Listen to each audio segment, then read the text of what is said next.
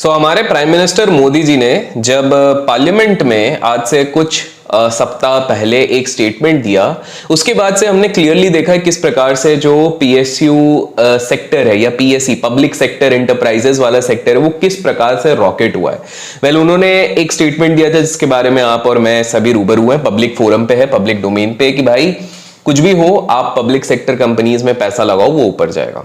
और उसके बाद से अगर आप देखोगे नियरली 80% इस तरह की कंपनीज है, ऑलमोस्ट 55 जो टॉप पीएसयू कंपनीज हम बोलते हैं, चाहे वो बीएसई पीएसयू कंपनीज में आ रही है या फिर बीएसई पीएसयू बैंक इंडेक्स में आ रही हैं, उन्होंने एक सिग्निफिकेंट दौड़ देखा है इन देयर प्राइस एप्रिसिएशन। और ये प्राइस एप्रिसिएशन बड़ा गजब सा हुआ है, मतलब ऑन एन एवरेज 10% का राइज तो हुआ ही है मैक्सिमम स्टॉक्स पे, और कुछ में तो 75% 80% तक का भी राइज हुआ है ओवर द लास्ट मंथ। ऐसे में आप लोगों के दिमाग में ये सवाल उठ रहा होगा कि भाई साहब ये एग्जैक्टली हो क्या रहा है, इसको थोड़ा सा हम समझने की कोशिश करते हैं। क्या ये बहुत ज्यादा हीटेड अप हो चुका है मार्केट, क्या है, क्या गतिविधियां हैं? तो इस पे मेरी जो व्यूज है, मेरे जो ओपिनियंस हैं वो मैं आप लोगों को शेयर करने वाला हूं। तो चलिए अप्पे खाते हुए शुरू करते हैं आज का ये वीडियो। तो सबसे पहली चीज अगर आप गौर फरमाएंगे, आपको एक टास्क देता हूं मैं आप लोगों को, आप एनएससी पीएससी का इंडेक्स जाके आप देखोगे और आपको एक चीज क्लियरली दिखेगी कि 2023 की अगर मैं बात करता हूं तो ओवरऑल जो मार्केट सेंटिमेंट है उसको इसने आउट परफॉर्म किया है। आउट परफॉर्म मतलब पिछाड़ दिया है, पीछे छोड़ दिया हुआ है। और एक सिंपल सा अगर हम यहां पर एक चीज देखते हैं तो आज से पहले अगर कोई पब्लिक सेक्टर एंटरप्राइजेस या पब्लिक सेक्टर बेस्ड कंपनीज में इन्वेस्ट करते थे तो उसका एक प्रमुख रीजन ये होता था कि ये डिविडेंड्स बहुत ज्यादा देती हैं।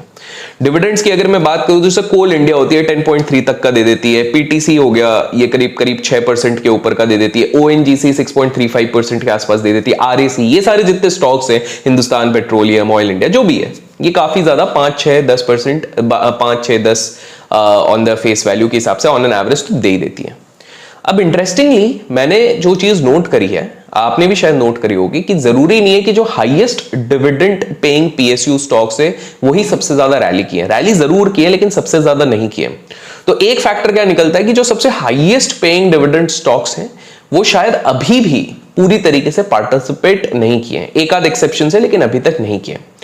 दूसरी चीज, इस चीज को अगर दूसरे तरीके से समझिए कि ये ईयर कौन सा है, हम क्या ईयर बोलते हैं, हम कहते हैं कि भैया ये इलेक्शन का साल है, इलेक्शन ईयर आ रहा है, ठीक है। और स्वाभाविक सी बात है जब भी ये वाली चीज होती है तो आपको एक चीज समझनी पड़ेगी कि ये पब्लिक सेक्टर कंपनीज जो होती हैं इसमें मेजॉरिटी स्टेक किसका होता है? मेजॉरिटी स्टेक होता है गवर्नमेंट का।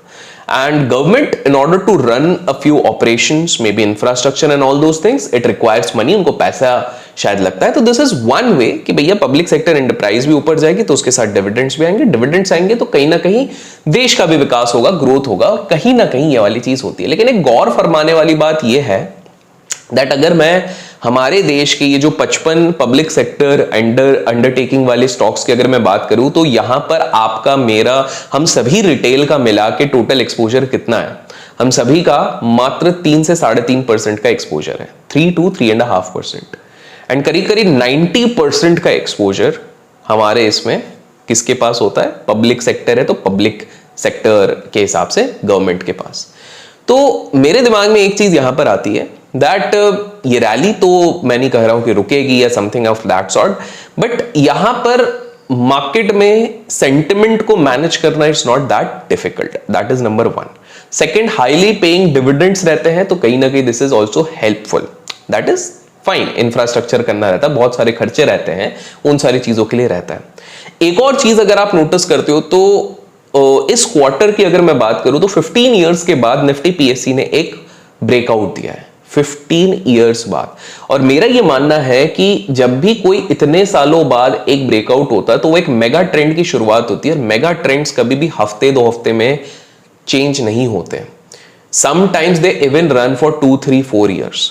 तो पहली बात है, अंधाधुन अगर आप कोई पब्लिक सेक्टर स्टॉक देखते हो फ्यूचर्स एंड ऑप्शंस में, जस्ट बिकॉज आपको लगता है कि आरएसआई 70 या 90 का है तो उसको हमेशा शॉर्ट कर देना चाहिए, मेरे हिसाब से वो चीज सही नहीं होती है। क्योंकि एक लाइन हमेशा याद रखना, always remember this line which I am going to say, कि in stock market value always comes at a certain price. I repeat, in stock market value always comes at a certain price. अर्थात share बाजार में जो value होती है, असली value होती है, वो एक भाव पे आती है।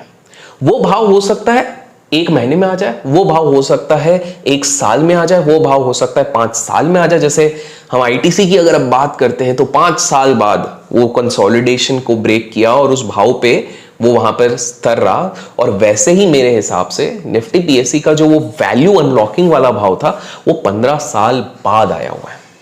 देखिए, इस बाजार में हर चीज साइक्लिकल होती है। साइक्लिकल मतलब आज अगर एक सेक्टर चल रहा है, फॉर एग्जांपल आप कोविड का टाइम पे लो तो उस समय पे फार्मा सेक्टर बड़े तेजी से चल रहा था, उसके बाद एक सेक्टर चल रहा था, तो सब कुछ एक साइक्लिकल स्टेट पे चलता है। तो कहीं ना कहीं मेरा ये भी मानना है कि जो फंड मैनेजर्स लास्ट 4-5 साल से इन पर्टिकुलर सेक्टर्स में इन्वेस्ट करके बोल रहे थे कि हम पछता रहे हैं, हमारा पैसा नहीं बना है, they will definitely get a good chance to recover their entire loss considering this kind of rally which is happening. By the way, video को अगर लाइक नहीं किया और इस तरह के इंटरेस्टिंग वीडियोस आपको चाहिए विद इंटरेस्टिंग इनसाइट्स तो लाइक जरूर कीजिएगा, और कमेंट्स में आपका फेवरेट पीएसयू सेक्टर का कौन सा स्टॉक है जिसको आपको लगता है कि आज भी अगर वहां पर किसी ने इन्वेस्ट किया तो वो बहुत तगड़ा चल सकता है, कमेंट्स में जरूर बताइएगा। I love to see this thing. And आपको एक और चीज, एंड बाय द वे हमारा जो डिस्क्रिप्शन में आपको लिंक मिलता है वहां पर इन्वेस्टिंग कोर्स भी जो रहता है उसमें भी हम काफी सारी चीजें बताते रहते हैं इसके बारे में। YT15 पे 15% ऑफ भी मिलता है।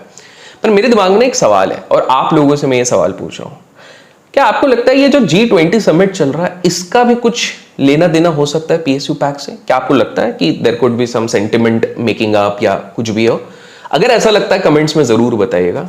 एक particular space in the public sector enterprise जो मेरे को लगता है अभी तक उसने अच्छे से परफॉर्म नहीं किया है, there is a high possibility that it might start performing in the near future, वो है OMCs, ऑयल मार्केटिंग कंपनीज।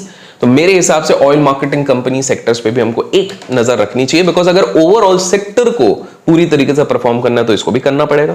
तो इस पे जरूर ध्यान दीजिएगा। वीडियो में कुछ भी पसंद आए लाइक शेयर सब्सक्राइब करना ना भूले। Till then keep learning, keep growing, keep investing, keep trading.